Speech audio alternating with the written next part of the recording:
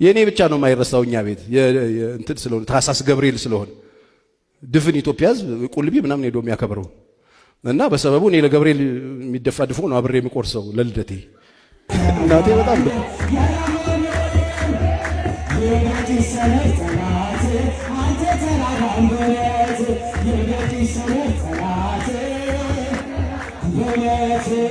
ገብርኤልን መላእክትን ማምለክ ጣዖት አምላኪነት ነው። መላእክቶች የተገደቡ ናቸው። እኔ አለው በእግዚአብሔር ፊት ምቆም ገብርኤል ልኛል። በጊዜው የሚፈጸመውን የአምላኬን የምስራች ይዤልህ መጥቼ ስላላመንክ አለው እስከምትወልድበት ቀን ድረስ ዲዳ ትሆናለህ ብሎ ዚፕ ሲባል መልአክ ቀልድ አያውቁም። አያልፉም። ውልፍት መልአክ ቀልድ አያውቁም። አያልፉም። ውልፍት ሸክ ነው የሚያደርጉ ከመጡ ቅዱስ ገብርኤል ሰው እርዳ ሲሉት ደስ ይለዋል። ደስ እያለው ነው የሚመጣው። እውነቴን ነው የምነግራችሁ። ደስ እያለው ይቀርብ። የከፋይን ቀን ፈገግ ያልኩት በሱ ሰው ያላመነኝ ጊዜ ያመነኝ ሰው እጁን መዘርጋት ባቃተው ጊዜ እጁን ዘርግቶ የተቀበለኝ የምድረ በዳዬ ነው እሱ። መላእክትን ጥምድ ያደረጋችሁ ጴንጤዎች እኔ ምን ሆነን ነው? ምን አይነት በሽታ ነው የገባብን? እንዴት መላእክት እንዴት ይጠመዳል? መልአክ እንዴት ጠምደዋል? በደንብ ስማኝ። የምድር ኑሮ ተጠናቆ ሲያልቅ ሰማይ ታያቸዋል አሉ። ልመድ እዚህ ለመኖራቸው ዕውቅና ስጥ፣ ክብር ስጥ። ለምን ካልከኝ አሉ እዛ ሰማይ ምንድነው የምናየው ካልከኝ ብዙ መልአክ እናያለን። ብዙ የእግዚአብሔር መልአክ አገልጋዮች መጽሐፍ ቅዱስ 1000 ጊዜ 1000 ያገለግሉት ነበር። እልፍ አእላፍ ደግሞ ቆመው ነበር ይላል። ከዙፋኑም የእሳት ፈሳሽ ይወጣ ነበር ይላል። በአምላካቸው ፊት ለማገልገል የተሰየሙ ብዙ መልአክ አሉ። ሰማይ ምን መልአክ እናያለን። ራእይ ምዕራፍ 7 11 እስከ 12 መላእክቱ ሁሉ ምኖቹ መላእክቱ ሁሉ በዙፋኑና በሽማግሌዎቹ በአራቱ ምሰሶች ዙሪያ ቆመው ምኖቹ የእግዚአብሔር መልአክ ታያቸዋለህ። እነ ሚካኤል እነ ኡራኤል እነ ገብርኤል ሁሉን አንድ ነው የጎደለው። ሳጥናኤል ነው የተጣለው። ሌሎቹ ሁሉም አሉ። እልፍ አእላፍ መላእክት አሉ። ሰማይ እናገኛቸዋለን ይኖራሉ። እነሱ ነው የሚለው በሽማግሌዎቹ በአራቱ እንስሶች ዙሪያ ቆመው በዙፋኑ ፊት በግንባራቸው ይላል በግንባራቸው ተደፉ ለእግዚአብሔር እየሰገዱ መላእክት ታያቸዋለህ። ዛሬ ብቻ አይደለም ነገም ከነጎዲያም ለዘላለም እያከበሩት እናገኛቸዋለን። እየሰገዱ በግንባራቸው ተደፉ ለእግዚአብሔር እየሰገዱ አሜን፣ በረከት፣ ክብር፣ ጥበብ፣ ምስጋናም፣ ውዳሴም፣ ኃይልም፣ ብርታትም እስከ ዘላለም ድረስ ለአምላካችን ይሁን አሉ ይላል አሉ። ክብር የሚገባው እሱ ነው ሲሉ እናገኛቸዋለን። በረከት የሚገባው እሱ ነው ሲሉ እናገኛቸዋለን። ኃይል የሚገባው እሱ ነው ሲሉ እናገኛቸዋለን። ምኖችን በሉ የተለከፋችሁ ሰዎች፣ መላእክት የጠመዳችሁ ሰዎች ምን አይነት ክርስትና ነው የደረሳችሁ? እነዚህ አሉ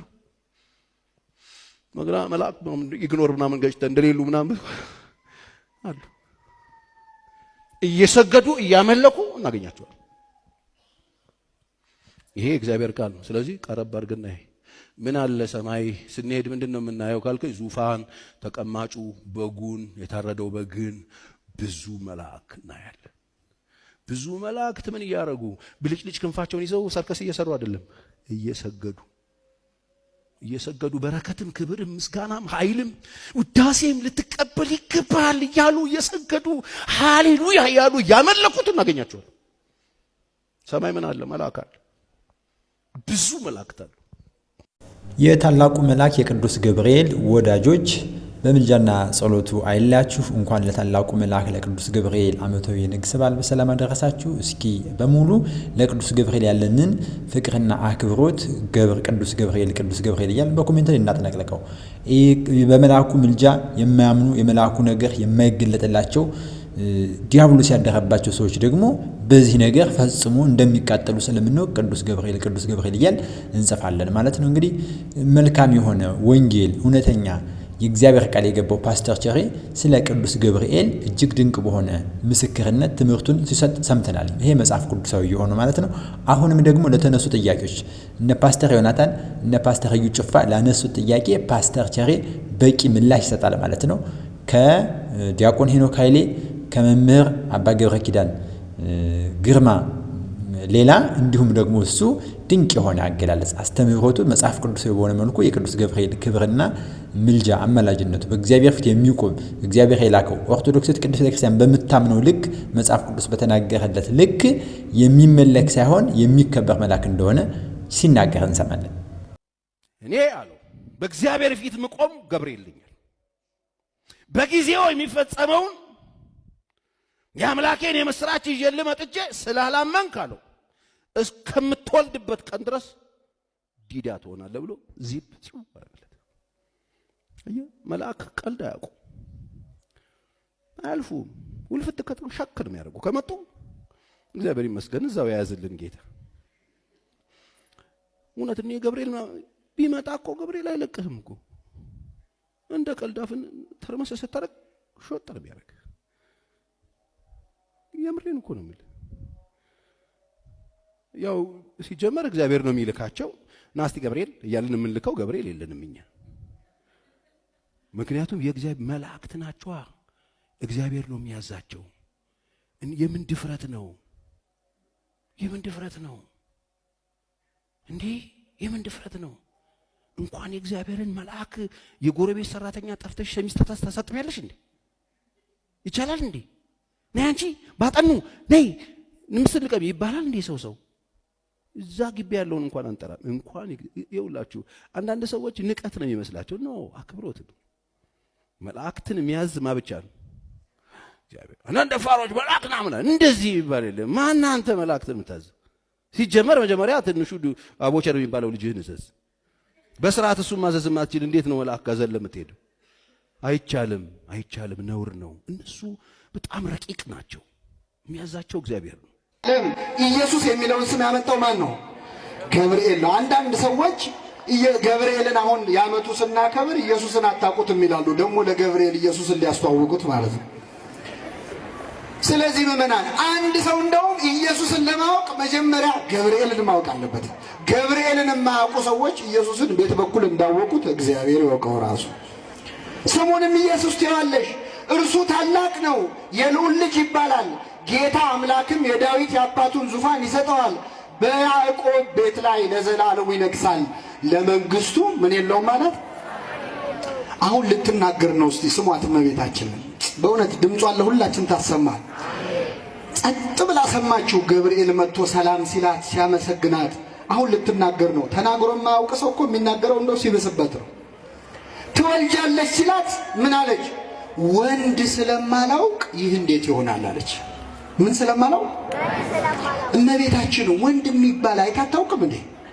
ቅዱስ ዮሴፍ ወንድ ነው ሴት ነው? ታዲያ ወንድ ካህናት ያሳደጓት ወንዶች ናቸው። ምን ማለት ነው? ወንድ ስለማላውቅ። አግብቶ ወልዶ የመኖር ሐሳብ በድንግል ማርያም ልብ ውስጥ አልነበረም። በእውነት እንግዲህ ፕሮቴስታንት ወንድሞቻችን ልክ እንደ ፓስተር ቸሬ አይነት እውነተኛው ወንጌል እንዲገለጥላቸው የመላእክቱ ክብር የአማናዊት ተልእኮ ያላት አሐቲ ቅድስት ቤተክርስቲያን በደሙ የመሰረታት ሐዋርያት ያጸኗት የኢትዮጵያ ኦርቶዶክስ ተዋሕዶ ቤተክርስቲያን ምን ያህል ወንጌልን መጽሐፍ ቅዱስን ጥርት አድርጋ እንደምታስተምር የመላእክትን ክብር በልካቸው የምታከብር የእግዚአብሔርን ክብር ደግሞ በልኩና በቅዱሳን መላእክት በቅዱሳን ሐዋርያት በነቢያት በቅዱሳን ጻድቃን ሰማዕታት ደግሞ ምልጃና ጸሎት የምታምን ለሚገባቸው ሁሉ ክብር የምትሰጥ ሐዋርያ ቅዱስ ጳውሎስ እንዳለ ክብር ለሚገባው ሁሉ ክብር ስጡ እንዳለ ክብራቸውን የምትናገር በከበራቸው መጠን የምታከብር ናትና ያልታደሉ ፓስተሮች እነ ፓስተር ዮናታን ብሽሽቅ የሚመስል ወንጌልን ያለ መረዳት እነ እዩ ጩፋ ወንጌልን እስከ ዛሬ ባለማወቅ መጽሐፍ ቅዱስን ይይዙታል ግን አያነቡትም። መሸከምና ማንበብ ሌላ ለየቅል ስለሆነ ማለት ነው። ፓስተር ቸሬ ግን የኢትዮጵያ ኦርቶዶክስ ተዋሕዶ ቤተክርስቲያን መጽሐፍ ቅዱስን በምታስተምረው ልክ በዚህ ልክ መልአኩ ቅዱስ ገብርኤልን አብስሯል። እንግዲህ ፓስተር ቸሬ በመልአኩ በቅዱስ ገብርኤል ዕለት ነው የተወለደ። በታኅሳስ 19 ነው እንግዲህ በዛሬው ዕለት በዚች ቀን ነው የተወለደ ማለት ነው። ድንቅ የሆነ ትምህርት ነው ያስተማረው። በእውነት እንዲህ ያለውን ትምህርት ለኦርቶዶክሳውያን የሆነውን ይህን የኦርቶዶክሳውያን ትምህርት ለፕሮቴስታንት፣ ለካቶሊክ፣ ሌሎችም ያደርሰን የምንለው ቅዱስ ገብርኤል ሰው እርዳ ሲሉት ደስ ይለዋል። ደስ እያለው ነው የሚመጣው። እውነቴን ነው የምነግራችሁ። ደስ እያለው ይቀርቡ። ደግሞ ደስታ ታድሎታል። ቅዱስ ገብርኤል ትልቅ ደስታ ተሸክሞ ይመጣል። ያ ትልቅ ደስታ አማኑኤል ይባላል። እነሆ ትወልጃለሽ፣ ስሙን አማኑኤል ትይዋለሽ። አማኑኤል የሚለውን ስም ተሸክሞት የመጣ ቅዱስ ገብርኤል ነው። ሐዘን ለነበረበት ዓለም ለመጀመሪያ ጊዜ የመጀመሪያውን ደስታ ይዞት የመጣው ቅዱስ ገብርኤል ነው። ለምኑትም አምላክ ደስታ ያሰማቸዋል። ከልቤ ነው እማምላክ እማምነው እንደምናገር። ቅዱስ ገብርኤል የደስታ መልአክ ነው። መልአከ ሰላም ነው ቅዱስ ገብርኤል። አትፍሩ የሚል ፍርሃት የሚያርቅ መልአክ ነው። ዘካርያስ አትፍራ አለው። ፍርሃት ያርቃል፣ የተቋጠረ ይፈታል። የከፋይን ቀን ፈገግ ያልኩት በሱ ሰው ያላመነኝ ጊዜ ያመነኝ፣ ሰው እጁን መዘርጋት ባቃተው ጊዜ እጁን ዘርግቶ የተቀበለኝ የምድረ በዳዬ ነው እሱ። በቅዱሳኑ ላይ በድፍረት የሚናገር አንደበት ሁሉ ዲዳ ይሁን ብሎ ነቢየ እግዚአብሔር ቅዱስ ዳዊት እንደተናገረ ቅዱስ ገብርኤልን መላእክትን ማንቋሸሽ፣ ተገቢ ያልሆነ ንግግር መናገር ያስቀዝፋል።